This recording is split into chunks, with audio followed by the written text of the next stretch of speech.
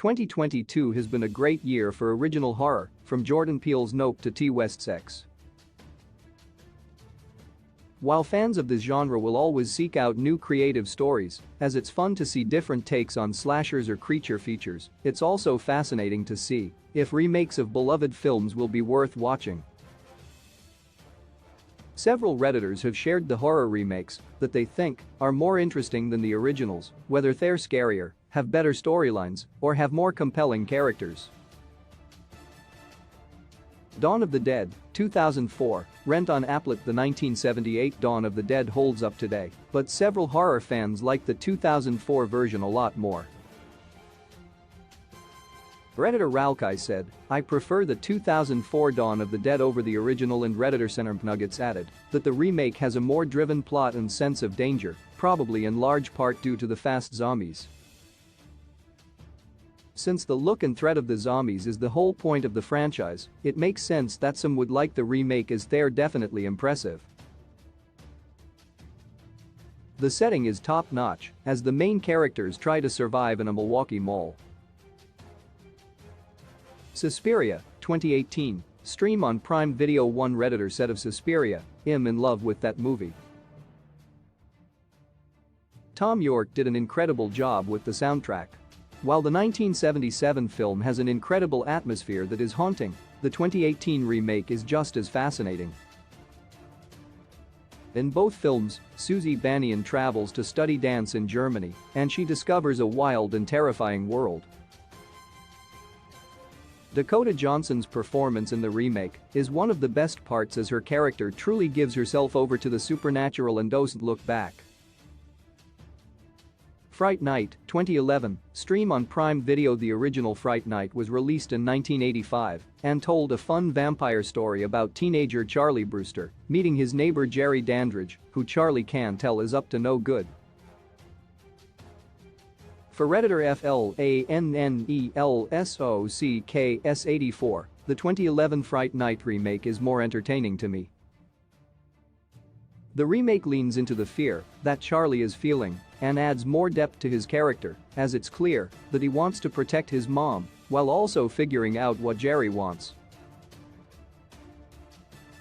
The story moves along quickly, and David Tennant is particularly great as a performer who shares his knowledge of the paranormal with Charlie. The Hills Have Eyes, 2006, stream on Starz. The original The Hills Have Eyes was released in 1977 and is one of Wes Craven's best movies. While it's impressive, some horror fans like the remake more as it changes the story slightly. Redditor Betty Loops said, "I really like the vengeance angle they took, watching the nerd character become the hero. The Carter family is still attacked by mutants with strange faces, but Doug Bukowski, Lynn Carter's husband, is a standout character here. It always seems like Doug has what it takes to fight the mutants." It, 2017, stream on Netflix and HBO Max. For Redditor Aggressive Humor, "I think the It remake, 2017, is way better than the original two-part film." Tim Curry's turn as Pennywise in the 90s miniseries does deserve accolades, but for some horror fans, the 2017 movie feels like a better adaptation of Stephen King's creepy story of kids dealing with a terrifying clown in Derry, Maine. It excels at creating a new losers club, and audiences can tell that they will never let go of each other as they grow up and experience more pain and unhappiness. The characters work just as well as the setting here.